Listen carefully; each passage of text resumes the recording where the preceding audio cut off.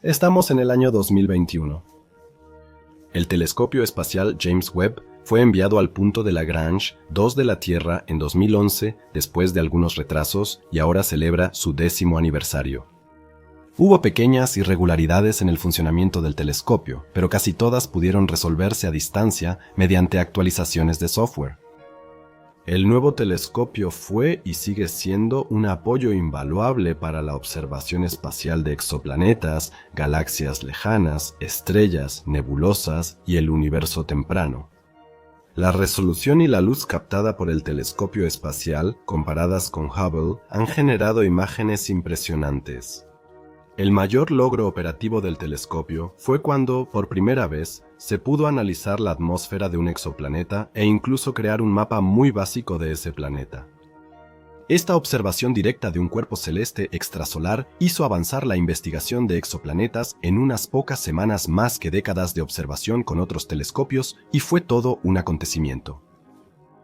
Hubble no solo consiguió un competidor serio, sino también un aliado que superaba al telescopio que llevaba más de 30 años en el espacio en todos los aspectos.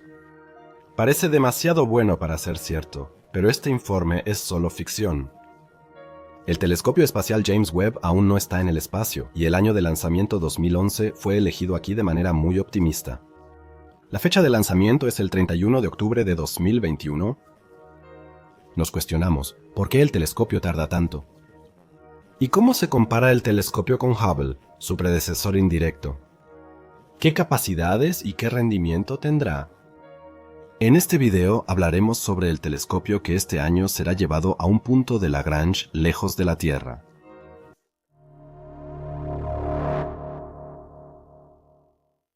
Durante meses, los 4 instrumentos científicos del telescopio espacial James Webb, llamado así por un exdirector de la Administración Nacional de Aeronáutica y del Espacio, estuvieron almacenados en una caldera de alta presión del tamaño de una casa, solo acompañados por el zumbido de las bombas de vacío, que mantienen el interior de la caldera a una presión de solo 10.000 millonésimas de la atmósfera terrestre y a una temperatura de menos 250 grados Celsius. En la caldera están los instrumentos sujetos a la estructura del telescopio en el espacio.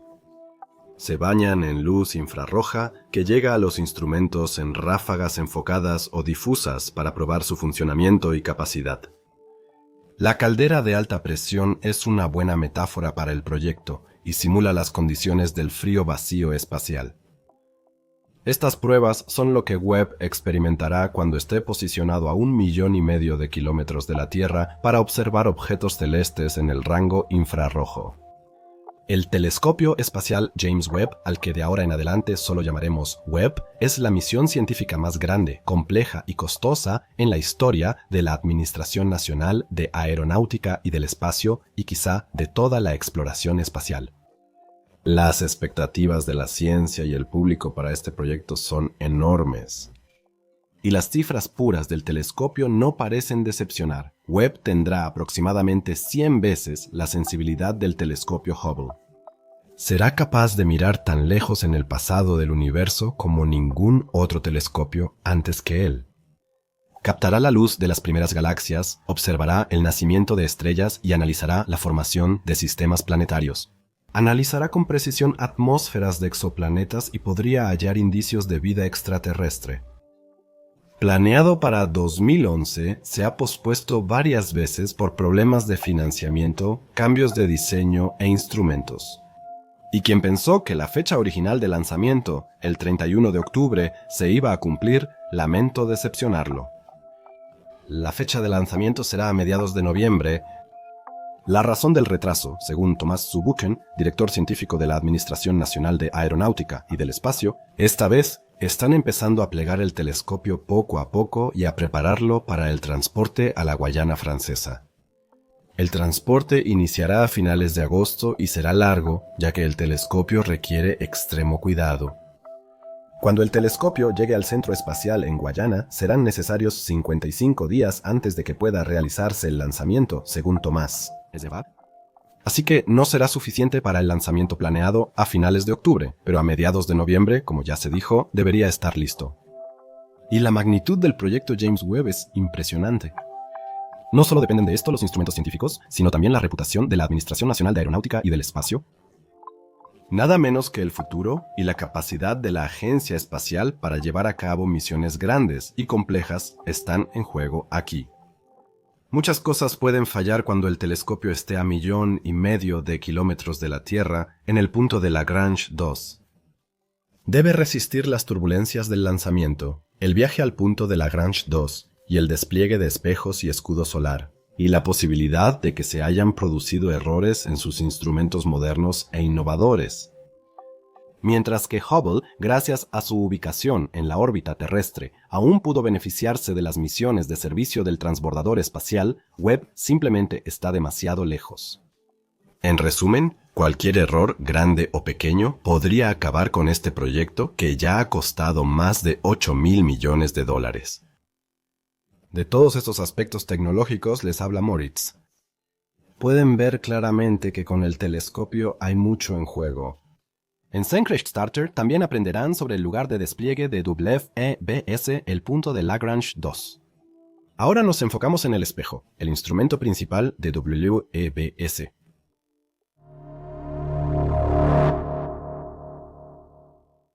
Primero que nada, vamos a ver todo lo que puede hacer WEBS, y para eso ayuda muchísimo comparar el telescopio con el telescopio Hubble, que lleva más de 30 años en el espacio, y con otro instrumento de observación espacial. Hubble se especializa en luz visible, pero también detecta otras longitudes de onda del espectro electromagnético. Sin embargo, esta versatilidad tiene una desventaja. Fuera de la luz visible, Hubble no necesariamente puede competir con telescopios terrestres como Atacama Large Millimeter, Submillimeter Array o con el telescopio espacial Spitzer en otros espectros. Esto se debe a que el espectro electromagnético es increíblemente amplio y los instrumentos de un telescopio no pueden especializarse en todo al mismo tiempo. Pero, ¿qué es realmente el espectro electromagnético? Describe cualquier forma de radiación en el universo. Esta radiación siempre aparece como fotones. Existe radiación de muy alta energía y de onda corta, como la radiación gamma o los rayos X, que dependiendo de su intensidad puede ser extremadamente dañina o incluso mortal para los seres vivos, porque daña el ácido desoxirribonucleico de los organismos. Este tipo de radiación aparece en ondas cortas y por eso es muy energética. Mientras que la radiación de onda larga, como la radio o las microondas, también afecta a las moléculas, pero solo las calienta o las hace vibrar. Por ejemplo, la radiación de radio se utiliza para la comunicación y la transmisión de datos, y en general es inofensiva para los seres vivos.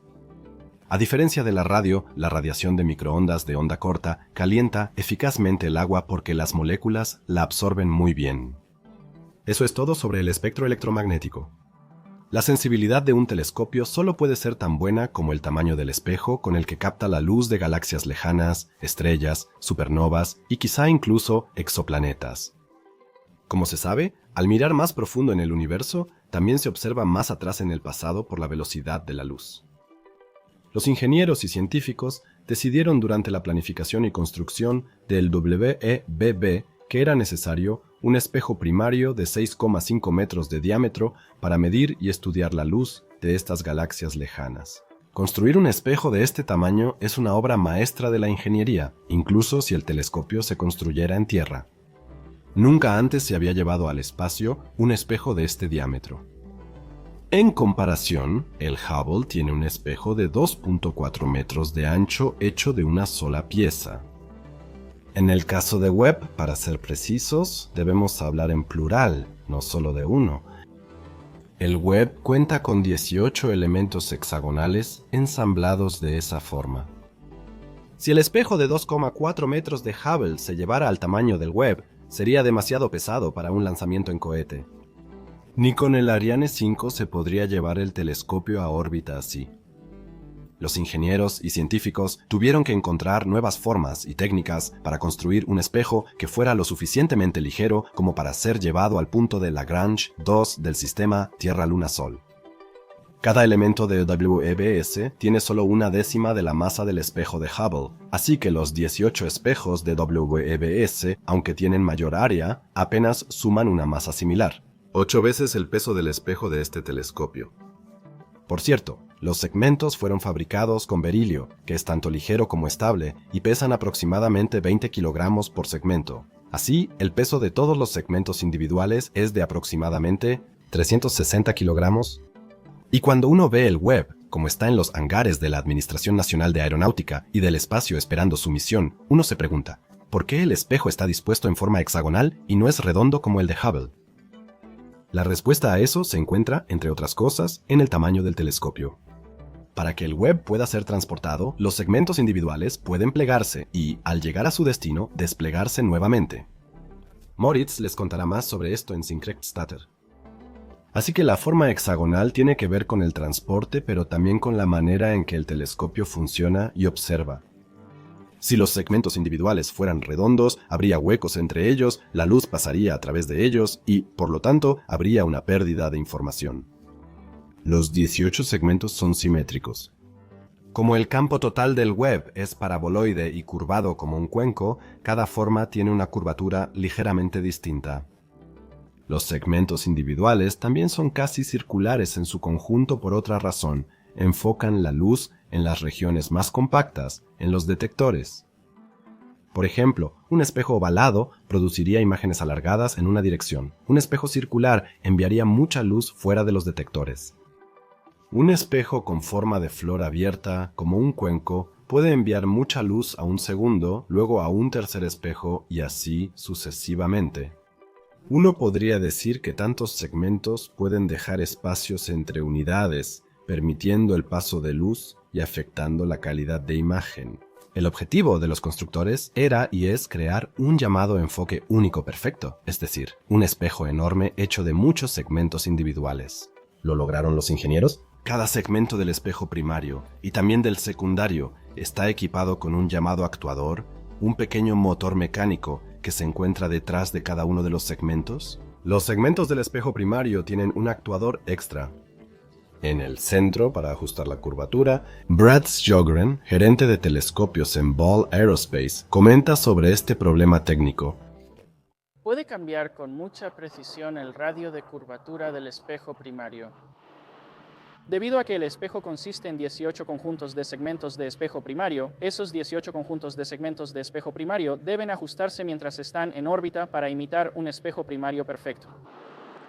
Hubble observa un área bastante amplia del espectro electromagnético, desde el ultravioleta hasta el infrarrojo cercano y medio, mientras que Webb está limitado a la parte infrarroja. Eso no es una desventaja, pues permite a los astrónomos usar toda la tecnología del telescopio para ese fin y especializarla. Veremos imágenes ultranítidas y en alta resolución. Hubble observa en infrarrojo de 0.8 a 2.5 micrómetros, pero Webb abarca de 0.6 a 28 micrómetros. Por lo tanto, Webb puede observar mucho más en el infrarrojo y puede hacerlo tanto en el infrarrojo cercano como en el infrarrojo medio. Lo que significa la especialización en esta parte del espectro electromagnético para el telescopio lo descubrirán cuando analicemos más de cerca sus 4 objetivos principales. Hubble está en la órbita terrestre baja, por eso pudo ser llevado al espacio por el transbordador espacial. Sin embargo, eso también significa que está expuesto a los rayos solares, transmisiones de radio y también al campo magnético terrestre. Por otro lado, Webb estará a 1,5 millones de kilómetros de la Tierra, en el llamado punto de Lagrange 2 o L2. Los puntos de Lagrange, que les voy a explicar ahora, son lugares en el sistema de un cuerpo celeste masivo y otro menos masivo, por ejemplo, el Sol y la Tierra. En estos puntos, un cuerpo más ligero, como una sonda, un asteroide o, en nuestro caso, el telescopio espacial James Webb, puede orbitar el cuerpo celeste más masivo, en este caso el Sol, sin necesidad de propulsión. Si usamos una sonda, tendrá el mismo periodo orbital que la Tierra, el cuerpo menos masivo del sistema. Como hay varios de estos puntos en un sistema común, los astrónomos eligieron el punto de Lagrange 2 para el telescopio espacial James Webb. Este se encuentra detrás de la Luna a 1.500.000 kilómetros de la Tierra. Normalmente, el tiempo que tarda un satélite en orbitar alrededor del Sol en un punto fuera de la Tierra, que está más lejos del Sol que nuestro propio planeta, sería mayor que el de la Tierra. La fuerza gravitacional extra de la Tierra acorta el periodo orbital. Webb, en el punto de Lagrange 2, tendrá el mismo periodo orbital que la Tierra, aunque esté lejos del planeta. Las fuerzas de la Tierra y el Sol aquí están alineadas y por lo tanto prácticamente equilibradas. Los puntos de Lagrange se encuentran en todo el sistema solar. Lo interesante es que, por ejemplo, los puntos de Lagrange de Marte, Júpiter y el Sol están dispuestos de tal manera que los asteroides en el cinturón de asteroides se agrupan en estos bolsillos gravitacionales, por así decirlo, donde las fuerzas de atracción de los diferentes cuerpos celestes prácticamente se cancelan entre sí, ya que ahí pueden orbitar alrededor del Sol de manera energéticamente mucho más favorable. Webb, en cambio, podrá mantener su orientación respecto al Sol y la Tierra en el punto de Lagrange 2 del sistema Tierra-Luna-Sol. Y ahí el escudo contra la radiación solar es mucho más sencillo que en una órbita terrestre. De esta manera, el telescopio no se calienta adicionalmente, lo cual beneficia a los instrumentos infrarrojos extremadamente sensibles. Por cierto, en el pasado, la Administración Nacional de Aeronáutica y del Espacio colocó ahí la sonda espacial Wilkinson Microwave Anisotropy Probe, de la que hablamos en mi video. Y si quieren saber más sobre cómo se lleva el Webb a este punto y qué tecnología está involucrada, vean el video de Moritz en Syncrecht Starter, el cual les recomiendo ampliamente. El Webb es más comparable con el Observatorio Espacial Herschel de la Agencia Espacial Europea, que también estuvo en el punto de Lagrange 2. La principal diferencia entre el Webb y el Herschel es su rango de longitudes de onda. El Webb puede recibir desde 0.6 hasta 28.5 micrómetros. El Herschel captaba ondas infrarrojas de 6 a 600 micrómetros. El Webb es mucho más grande que el Herschel, 6.5 metros frente a 3.5 metros de diámetro. La gran diferencia en las longitudes de onda tiene razones científicas. El Herschel buscaba el extremo, la mayoría de las veces galaxias que producen estrellas, mientras que el Webb investiga las primeras galaxias del universo temprano. Se requieren instrumentos que procesen señales desde el infrarrojo de onda muy corta hasta el de onda media. Moritz von Syncrecht Starter les explicará cómo se enfría el telescopio para mantener fríos los instrumentos. Sea posible mantenerlos. Uno de los principales instrumentos de James Webb se llama instrumento de infrarrojo medio, que significa instrumento de infrarrojo medio. Para que el instrumento sea lo suficientemente sensible a la radiación infrarroja, como debe observar, debe enfriarse de manera extrema. A solo 7 grados Kelvin, 7 grados, es decir, apenas por encima del cero absoluto. No quiero extenderme demasiado, pero puedes imaginarte la temperatura en términos generales como una medida de la energía en un sistema. En el cero absoluto no hay energía, así que no se puede estar más frío. Como los sensores y sistemas del James Webb emiten energía, es necesario enfriar activamente el sensor. Se emplea helio líquido y una bomba de calor para enfriar. Como este sistema y otros generan calor residual, debe liberarse al espacio mediante un radiador en la parte trasera del James Webb. El enfriamiento profundo debe hacerse con cuidado gradualmente y tomar cerca de un año. El enfriamiento activo es solo una de varias innovaciones en el James Webb. El telescopio europeo Herschel, que también operaba en el espectro infrarrojo, fue enfriado con una reserva de helio líquido. Después del helio de Herschel, se agotó y la misión terminó. Eso no será el fin de la misión James Webb si el sistema de enfriamiento funciona como se planea. Muchas gracias por tu explicación, Moritz. Ahora hemos comparado a Webb con otros telescopios y vimos que no puede observar tan ampliamente como Hubble ni cubrir otro espectro infrarrojo como Herschel. La especialidad de Webb está en sus espejos increíblemente grandes y su gran protector solar, y en los instrumentos que se enfrían a temperaturas muy bajas para aumentar aún más la sensibilidad de los instrumentos. Pero ¿cómo funciona la observación con Webb y qué sucede cuando la luz llega al telescopio? Y finalmente, la pregunta importante: ¿qué caracteriza realmente a esa extraña región del infrarrojo en la que Webb se ha especializado?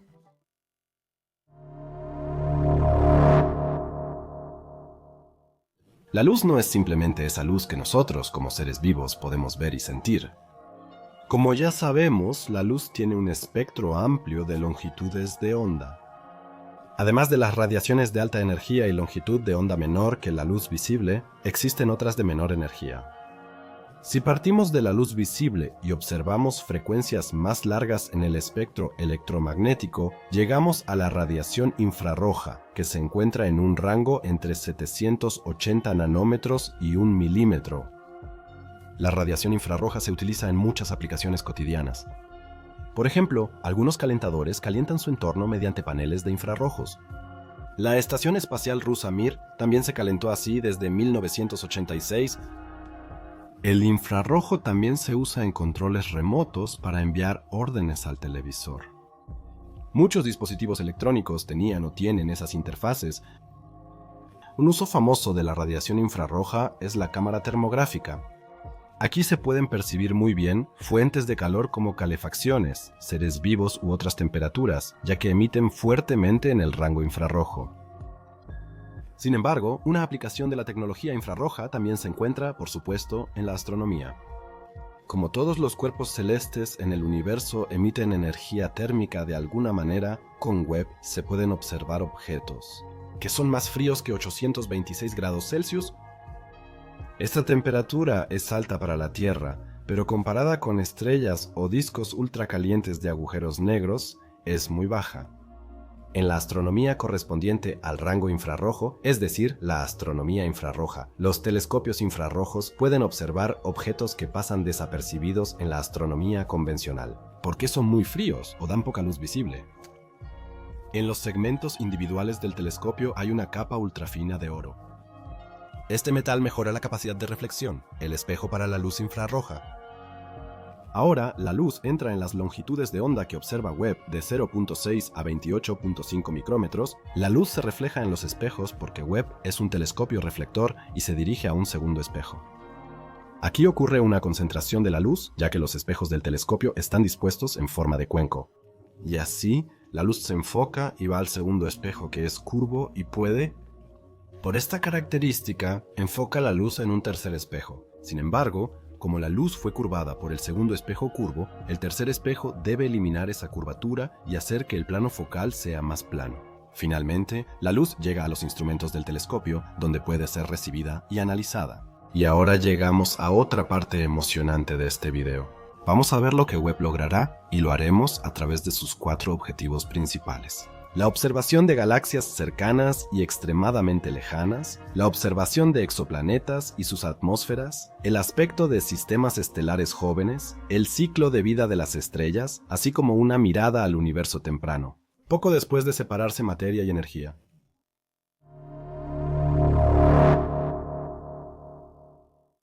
Uno de los principales objetivos de WEBS será observar galaxias cercanas y lejanas. Pero para entender lo que significa ver galaxias en el infrarrojo, tenemos que retroceder un poco. Primero quiero mostrarles una imagen que probablemente sea una de las tomas más impresionantes de la astronomía. La galaxia Andrómeda, que está a 2,5 millones de años luz de distancia. En luz infrarroja, a una longitud de onda de 24 micrómetros. Esta imagen fue tomada por el telescopio espacial Spitzer de la Administración Nacional de Aeronáutica y del Espacio y muestra la captura más precisa y detallada de gas y polvo frío que jamás se haya hecho de una galaxia cercana. 11.000 imágenes individuales fueron tomadas y ensambladas en los centros de control de la Administración Nacional de Aeronáutica y del Espacio para crear este espectacular panorama completo. Se puede ver un anillo de gas y polvo que no sería observable con un telescopio que opere en luz visible. Parece haberse dividido en 2 partes, que forman la estructura parecida a un agujero en la parte inferior derecha de la imagen. Este agujero podría haberse formado porque la galaxia Andrómeda interactuó con galaxias enanas más pequeñas, las cuales mordisquearon a Andrómeda y así separaron partes individuales de la galaxia. Cuando pasaron cerca o atravesaron el anillo, también se pueden distinguir los extensos brazos espirales que comienzan en el centro, se extienden hasta el borde de la galaxia y también pueden captarse en luz visible. Asimismo, el centro de la galaxia brilla intensamente, visible tanto en el infrarrojo como en la luz visible, lo cual es una señal de que aquí hay una cantidad extremadamente grande de gas y polvo y probablemente también se están formando muchas estrellas en esta región. La imagen de Spitzer viene en diferentes resoluciones. Para mostrar cómo se compara Webb con Spitzer, vamos a suponer que esta imagen tiene un tamaño de 1280 por 377 píxeles, que es la resolución máxima de Spitzer. Por supuesto, la resolución máxima de este telescopio es mucho mayor. Al hacer zoom en ella, ya se pueden ver representaciones muy pixeladas. Pero si tomamos la misma imagen y suponemos que fue capturada por Webb, tendríamos una imagen con un formato de 8193 por 2410 píxeles. El detalle de esta imagen es impresionante. Incluso se pueden distinguir bolsas individuales de gas y polvo, y cómo se agrupan localmente por la gravedad.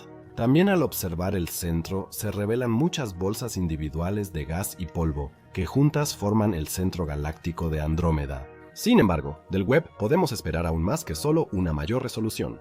El telescopio infrarrojo verá objetos que Spitzer nunca podría haber visto.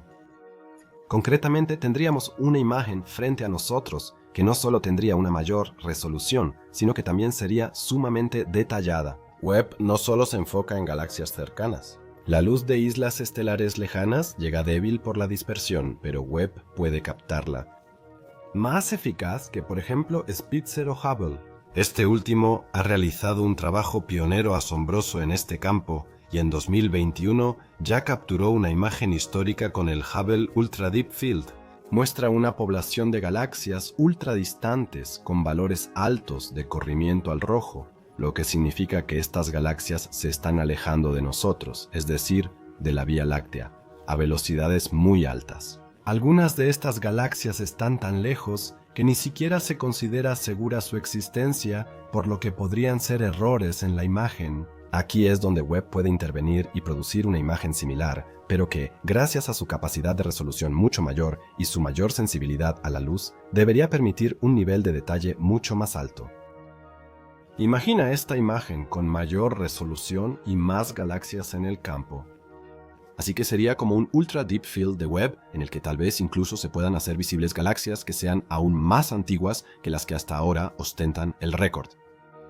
Sin embargo, también hay que decir que estas galaxias, si las capturáramos ahora con Webb en el infrarrojo, se verían completamente diferentes. Y que ahora podríamos reconocer detalles completamente diferentes a los que se pueden ver, por ejemplo, con Hubble en luz visible. Pero no solo por la razón de querer descubrir nuevas galaxias se observa el pasado cósmico. Hubble ya ha tomado imágenes majestuosas de galaxias espirales, como una de la galaxia espiral Barrada, Catálogo General de Nebulosas y Cúmulos, 3344 el 14 de febrero de 2018. ¿Pero las galaxias no siempre se han visto como lo hacen ahora? Los brazos espirales, esas galaxias, incluso la nuestra, con las que estamos tan familiarizados, se formaron a lo largo de muchos miles de millones de años mediante varios procesos, como la colisión con galaxias más pequeñas. A partir de galaxias espirales, en etapas posteriores de su vida, se formaron galaxias elípticas, que a menudo se caracterizan por su forma esférica y que surgen de la colisión de dos o más islas estelares de tamaño similar. Al observar galaxias lejanas, ¿vemos una imagen distinta de esas islas estelares? Muchas aparecen solo como masas amorfas que apenas han desarrollado alguna forma. Cómo estas galaxias grumosas y lejanas evolucionaron en las actuales islas estelares sigue siendo una de las grandes incógnitas de la astronomía, y es una a la que Webb definitivamente encontrará una respuesta. Webb echará un vistazo al universo que llegará más lejos en el pasado que cualquier otro antes que él. El telescopio observará galaxias recién formadas, su crecimiento y evolución, permitiendo a los científicos recopilar datos sobre las estrellas que existieron en esas primeras galaxias. Gracias a Webb, los científicos podrán entender mejor que nunca cómo se formaron los elementos pesados en el universo y cómo las galaxias se fusionaron entre sí y adquirieron su forma actual. Y además del nacimiento, crecimiento y desarrollo de las galaxias, Webb también estudiará el papel de la materia oscura en el universo temprano. Los cúmulos de galaxias de los que acabamos de hablar aparentemente se formaron donde la materia oscura se agrupó y atrajo la materia circundante. Esta materia, aún no detectada y solo teorizada, pudo ser clave en el origen de las islas estelares. Probablemente Webb no será capaz de descubrir la materia oscura, pero podrá observar muy bien su interacción con la materia luminosa en el universo temprano. Con la observación de galaxias que apenas están surgiendo, la imagen del universo joven probablemente cambiará de manera significativa.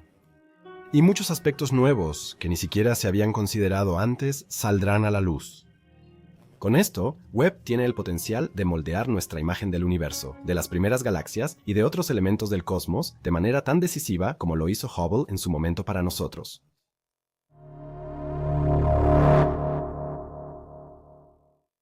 El primer sistema estelar con planetas encontrado fuera del nuestro no se descubrió alrededor de una estrella similar a nuestro Sol, sino alrededor de un púlsar. Eso fue, en ese entonces, por decirlo suavemente, sumamente inesperado. Desde entonces, han hallado miles de exoplanetas de diversos tamaños alrededor de todo tipo de estrellas. En esta categoría está uno de los principales objetivos de WEBS, investigar las atmósferas de exoplanetas y buscar componentes básicos de la vida en el universo. Sin embargo, como es bien sabido, WEB es un telescopio de infrarrojos, y por lo tanto surge la pregunta, ¿cómo se supone que se logrará investigar planetas extrasolares con esto?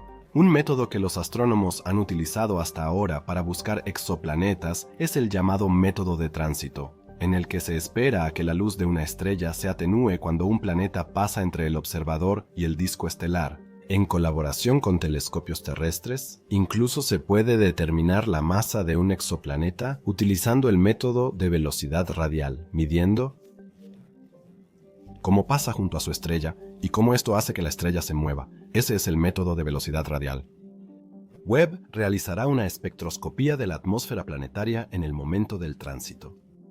La espectroscopía se puede describir más fácilmente como la ciencia de medir la intensidad de la luz en diferentes longitudes de onda. Las representaciones gráficas de esta medición se llaman espectros y son la clave para analizar las atmósferas de los exoplanetas. Cuando la luz de una estrella pasa a través de la atmósfera de un planeta durante el tránsito, los espejos de Webb pueden capturar esa luz. Por ejemplo, si el planeta tiene sodio en su atmósfera, la luz de esa estrella, además de la luz del planeta, tendrá una llamada línea de absorción en la parte del gráfico donde normalmente se vería el sodio. Esto ocurre porque elementos y moléculas absorben luz en distintas energías o longitudes de onda. Cuando el sodio absorbe luz en cierta longitud de onda, esa parte falta en el gráfico de la estrella.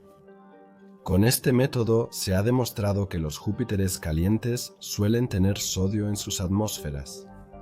Los Júpiteres calientes son grandes planetas gaseosos que orbitan muy cerca de su estrella y por eso son muy calientes. Pero, ¿por qué un telescopio infrarrojo es capaz de investigar la composición atmosférica de exoplanetas?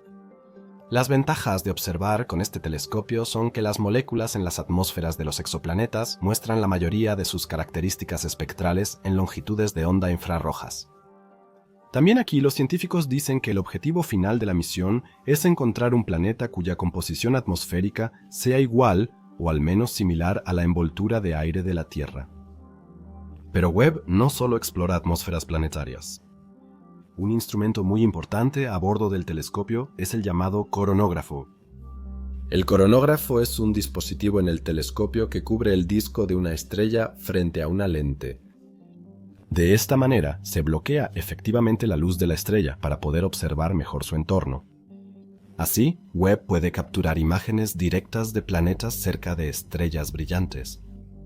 Sin embargo, la imagen de un exoplaneta sería solo un punto, no un gran o detallado panorama.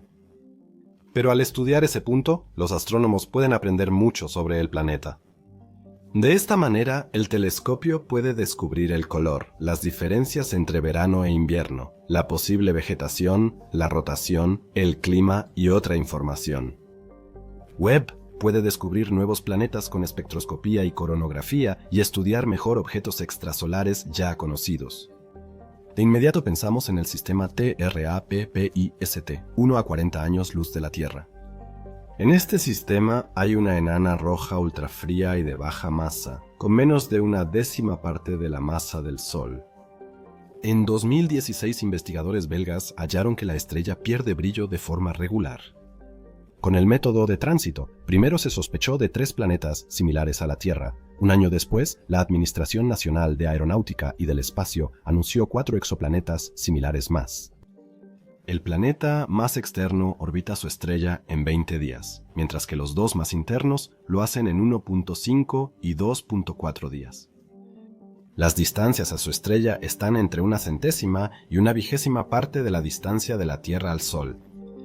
El sistema es tan pequeño que cabría 2 veces dentro de la órbita de Mercurio alrededor del Sol. Los científicos ya investigaron las masas de los planetas. TRAPPIST-1c, el segundo planeta de TRAPPIST, tiene densidad y gravedad un poco menores que la Tierra.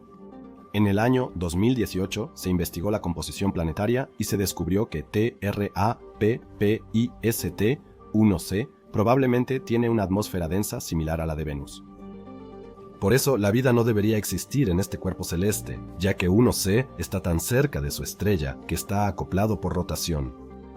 En este mundo extrasolar, un día dura lo que una órbita completa del planeta alrededor de su estrella.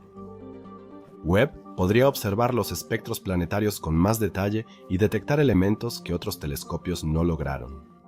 Gracias a sus espejos más grandes, el telescopio detecta gradientes de temperatura y diferencias atmosféricas, y así investigar si en alguno de los planetas TRAPPIST podría existir una biosfera. Webb analizará con mayor precisión que nunca planetas fuera de nuestro sistema solar. Y tal vez, si tenemos suerte, incluso descubramos vida extraterrestre. Si los astrónomos no logran eso con Webb, difícilmente lo harán con otro instrumento disponible para la ciencia. Pero ahora nos dedicamos a otra misión principal del telescopio, la observación de nebulosas y el desarrollo de estrellas.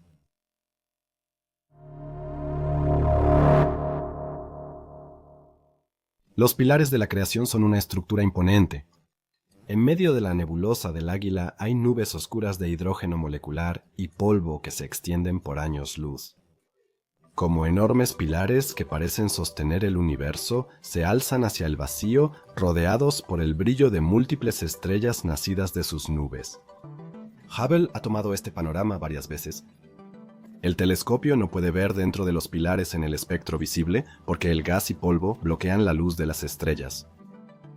Pero ¿qué pasaría si pudiéramos usar un telescopio infrarrojo para echar un vistazo detrás de las nubes de gas y polvo?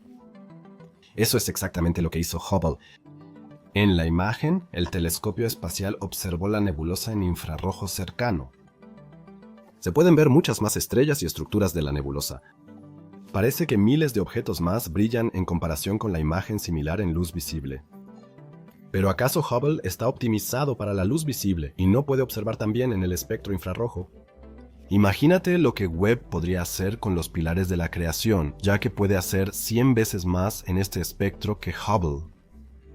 Sería un deleite visual. No puedo esperar a ver una imagen así de Webb y enseñárselas. Otra nebulosa son las montañas místicas de la nebulosa de Carina, que fueron captadas por Hubble en luz visible y en el espectro infrarrojo.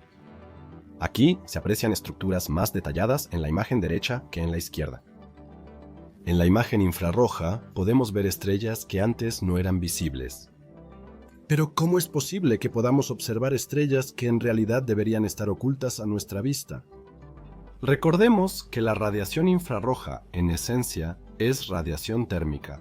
Una cámara térmica funciona, como era de esperarse, de la misma manera que un telescopio infrarrojo, el cual puede captar la radiación térmica de las estrellas, ya que ésta no es bloqueada por el gas y el polvo, absorbida. Cuando el telescopio está en funcionamiento, puede observar el interior de las nubes con mayor precisión gracias a sus grandes espejos y ver detalles que los astrónomos ni imaginan. Lo más emocionante de esta observación es que también es la segunda parte de la misión principal. Webb debe observar el nacimiento de estrellas cuando aún están en un capullo polvoriento formado por materia interestelar de una nebulosa colapsada gravitacionalmente. Las estrellas jóvenes están rodeadas por un disco protoplanetario o circunestelar. De un disco así se desarrollan futuras estrellas y quizás también planetas. Una gran parte se utiliza para la estrella del sistema en desarrollo. El resto se convierte en planetas, asteroides y lunas. Sin embargo, si un disco así tiene suficiente material, pueden formarse estrellas dobles. Curiosamente, esto ocurrió en el 50% de los sistemas de la Vía Láctea y probablemente en todo el universo. Ya otros instrumentos, como el telescopio terrestre Atacama Large Millimeter Submillimeter Array, han captado estrellas jóvenes, por ejemplo HL Tau y su disco protoplanetario.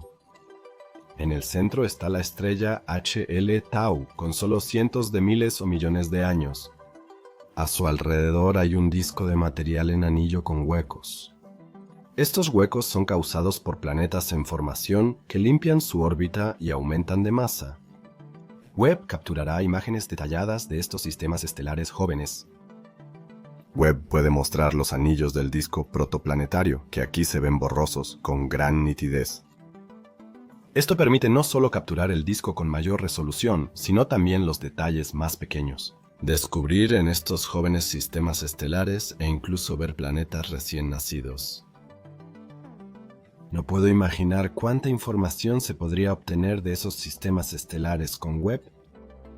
Gracias a Webb, los astrónomos pueden describir mejor la formación de estrellas y sistemas planetarios. El telescopio también estudiará otros objetos, no solo estrellas jóvenes que suelen estar en nebulosas como la de Carina o la del Águila. El telescopio también será muy eficiente para detectar enanas rojas, estrellas pequeñas y frías que a veces pasan desapercibidas en observaciones. Precisamente estas estrellas pequeñas constituyen la mayor parte de los objetos estelares en la Vía Láctea, y como vemos en TRA, PP y ST, uno muy a menudo también tienen sistemas planetarios. Y definitivamente vale la pena observarlas.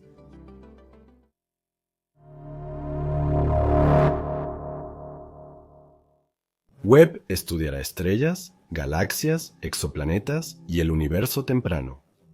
Y aquí también surge la pregunta, ¿por qué infrarrojo y no otras longitudes de onda? ¿Por qué un telescopio infrarrojo tan potente como Webb debería ser la clave para comprender los primeros cientos de miles de años del universo después del Big Bang?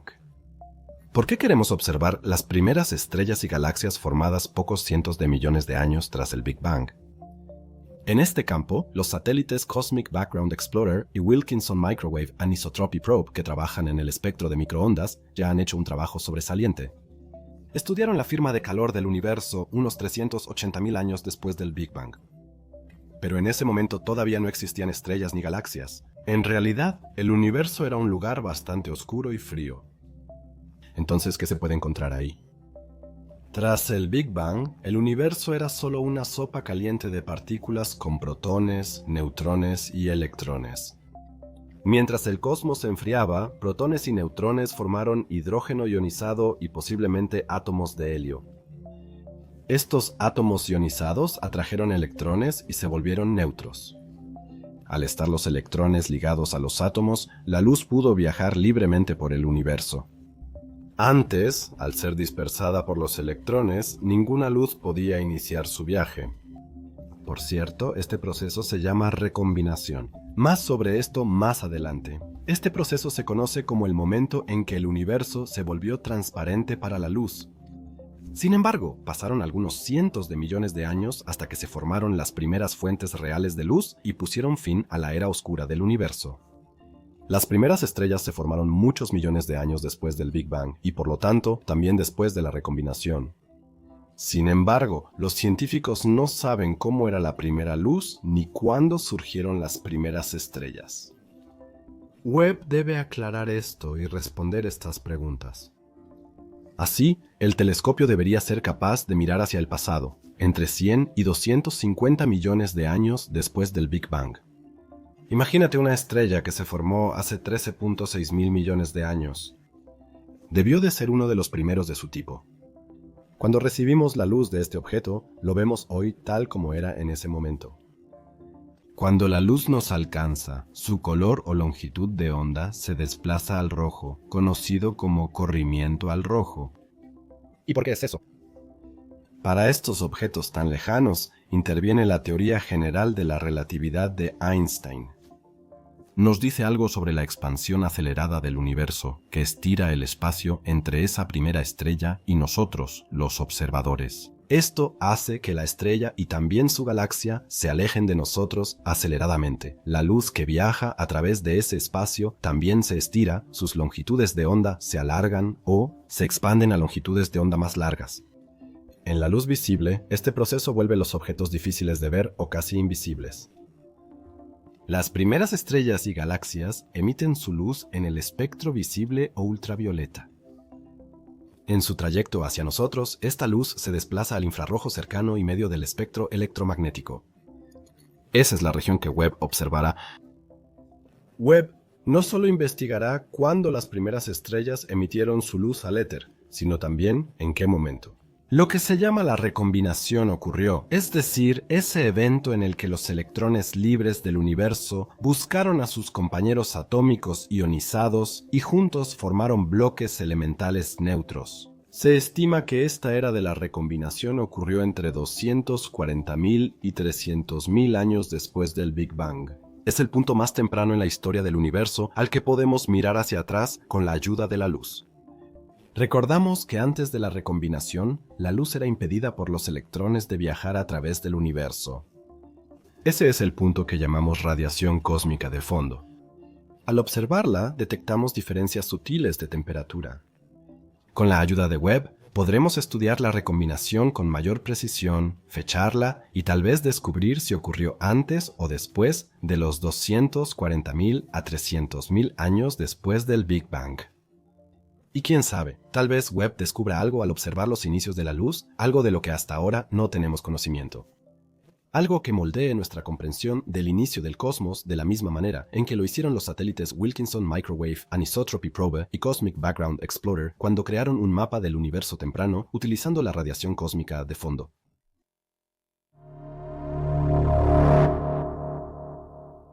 Webb representará en muchos aspectos una auténtica novedad como instrumento de observación para la astronomía.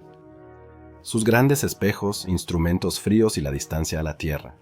Y la protección contra la luz del Sol, la Tierra y la Luna, su alta sensibilidad, la disposición ultra precisa de los segmentos del espejo, cada parte del telescopio prácticamente exige una revolución para la astronomía. ¿Y si al final nos decepcionamos?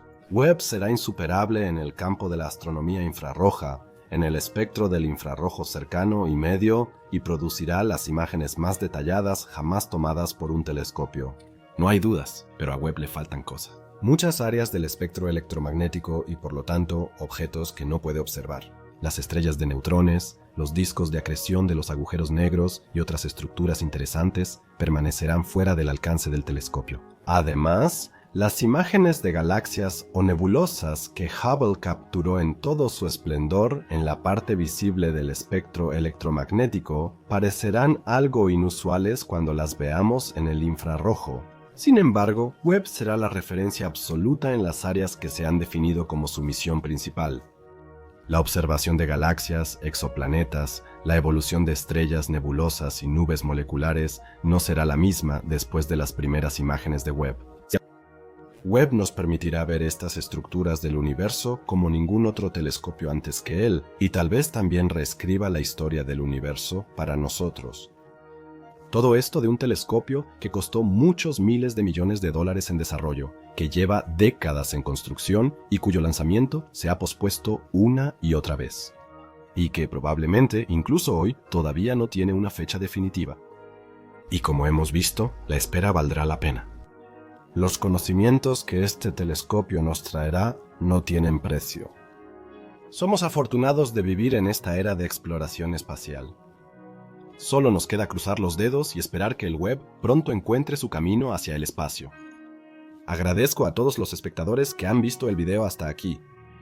Este documental fue un proyecto especial en el que trabajé mucho tiempo. Espero que les haya gustado. Por la astronomía y el futuro, vivan mucho y en paz. Adiós.